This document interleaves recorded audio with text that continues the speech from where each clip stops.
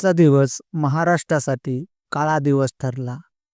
महाराष्ट्राचे उपमुख्यमंत्री आणि राष्ट्रवादी पक्षाचे ज्येष्ठ नेते अजित पवार यांचा विमान अपघातात दुर्दैवी मृत्यू झाला. ही घटना आज 28 जानेवारी 2026 रोजी सकाळच्या सुमारास घडली असून या अपघातात अजित पवार यांच्यासह एकूण 5 जणांचा मृत्यू झाला. महाराष्ट्राच्या राजकारणाला हादरवणारी ही बातमी.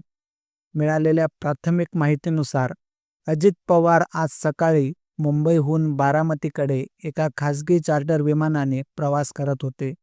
हे विमान बारामती विमानतळावर लँडिंग करण्याचा प्रयत्न करत असताना अचानक नियंत्रण सुटले आणि धावपट्टीजवळील एका शेतात जाऊन कोसळले. अपघात इतका भयानक होता की विमानाला तात्काळ आग लागली आणि काही मिनिटातच विमानाने स्फोट घेतला आणि विमान जळून खाक झाले. या अपघातात अजित पवार यांचे सुरक्षा अधिकारी, एक सहाय्यक आणि 2 पायलट असे एकूण 5 जण जागीच ठार झाले. घटनेची माहिती मिळताच पोलीस, अग्निशमन दल, आरोग्य विभाग आणि आपत्कालीन यंत्रणा त्वरित घटनास्थळी दाखल झाल्या. मात्र विमानाला लागलेल्या आगीत कोणालाही वाचवणे शक्य झाले नाही. घटनास्थळ संपूर्ण सील करण्यात आले असून फॉरेन्सिक टीम, विमानतळ अधिकारी आणि नागरी उड्डाण विभाग घटनेचा तपास करीत आहेत. या अपघातानंतर राजकीय वर्तुळात आणि नागरिकांमध्ये एकच प्रश्न विचारला जातो आहे, हा अपघात होता की घात?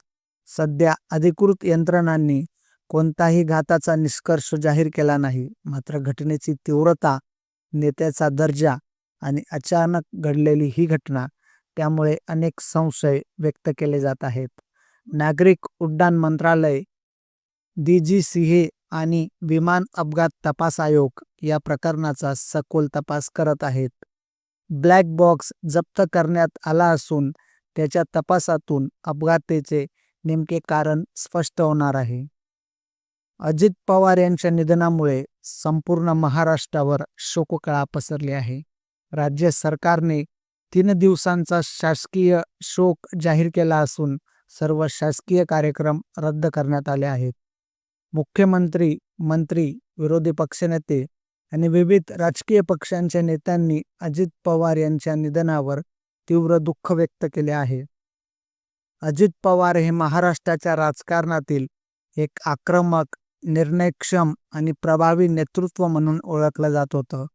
सिंचन प्रकल्प, अर्थसंकल्पीय निर्णय, शेतकरी प्रश्न आणि ग्रामीण विकास या विषयांवर त्यांची ठाम भूमिका होती.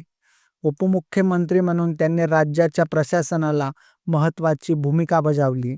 आज त्यांच्या अचानक जाण्यानं महाराष्ट्राने एक ताकदवान नेता गमावला आहे. या घटनेनंतर पवार कुटुंबावर दुःखाचा डोंगर कोसळला आहे. बारामती, पुणे, मुंबई, बीडसह राज्यभरात राष्ट्रवादी काँग्रेसचे कार्यकर्ते भावूक झाले असून अनेक ठिकाणी शोकसभा आणि श्रद्धांजली कार्यक्रम सुरू करण्यात आले आहेत. या अपघातानंतर अजित पवार यांचे पार्थिव पोस्टमार्टमसाठी पाठवण्यात आले असून उद्या सकाळी शासकीय इतमामात अजित पवार यांच्यावर अंत्यसंस्कार होणार आहेत. राज्य सरकारकडून त्यांच्या स्मरणार्थ राज्यस्तरीय शोक सभेचे आयोजन करण्यात येणार आहे. या घटनेनंतर राजकीय नेत्यांच्या प्रवासाच्या सुरक्षेवर मोठे प्रश्न निर्माण झाले आहेत. चार्टर विमानांची देखभाल, हवाई तळांची सुविधा, हवामान परिस्थिती आणि आपत्कालीन व्यवस्थापन या सगळ्यांचा नव्याने आढावा घेतला जाणार आहे. हा अपघात नेमका कशामुळे झाला? तांत्रिक बिघाड, मानवी चूक की काही वेगळं कारण? हे सर्व तपासानंतरच स्पष्ट होणार आहे. तोपर्यंत कोणतीही अफवा पसरू नये, कोणताही निष्कर्ष काढू नये आणि अधिकृत माहितीलाच प्राधान्य द्यावे, हेच आवाहन प्रशासनाकडून करण्यात आले आहे. आज महाराष्ट्राने एक अनुभवी नेता गमावला आहे. अजित पवार यांना लोक टाइम्स मराठीकडून भावपूर्ण श्रद्धांजली.